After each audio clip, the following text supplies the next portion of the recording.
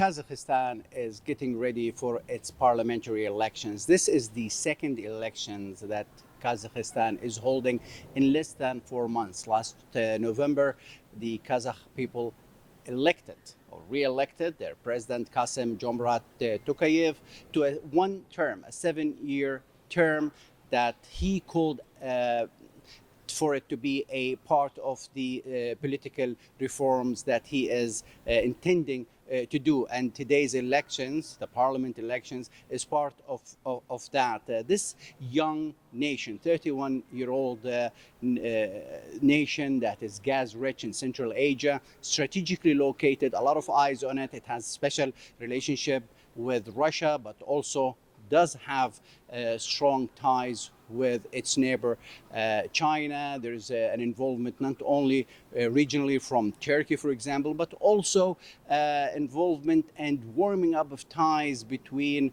Kazakhstan and the West, the European Union, as well as the United States. All this is happening very quickly, especially after the war in Ukraine, and Kazakhstan elected to take a more balanced stand on that. But also what many say triggered all these elections and reforms was the riots that took place last January.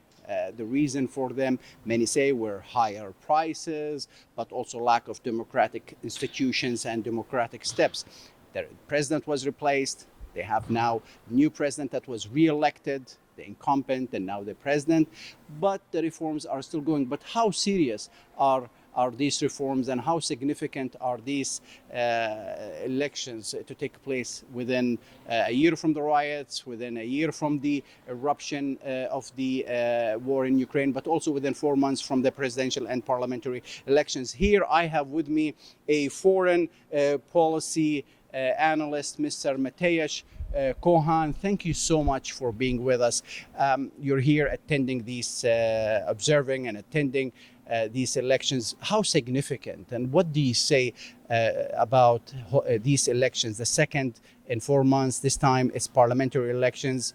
What do you think of it? How do you view these elections here? Yeah, thanks for having me. In order to understand the significance and the seriousness of these elections, I think we have to consider two things. First, the baseline. This is a country that has not had a separate country. This nation has not had a separate country until 1936. Its first experience being a state was within the Soviet Union.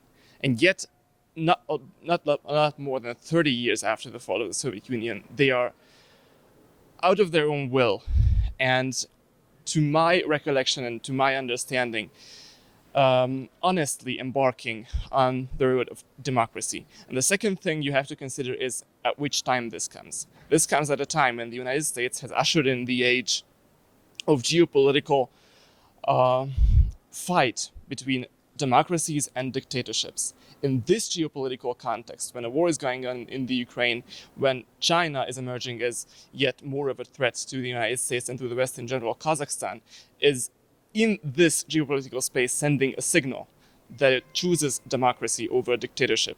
It is evolving into a democracy, obviously not a perfect one yet, obviously not one yet that we would consider in the West and the Atlantic world a democracy, but it evolves into something significantly more democratic than it had been for decades. It is something I think that we as the West have to acknowledge and have to build upon in our relationship with this country, which, as you have said, is strategically located in a very important partner, not just in hydrocarbons, but in general geopolitics between the West and China.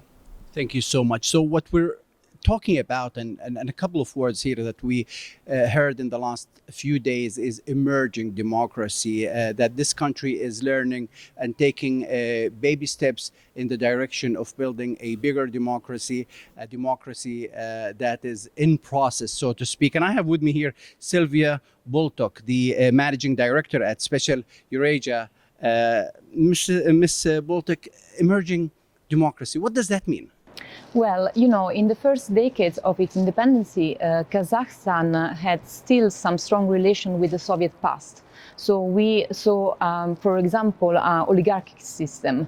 Right now, what we are experiencing is that the new generation, which were born in independent Kazakhstan, they do not share the same values of the previous generation. They have new needs and claims, as we already saw in the recent protests. And I think that because of the protests, the government understood that this is the moment to do something about it, to address these claims. And this is the reason why, under presidency of President Tokayev, Kazakhstan started a project of reforms.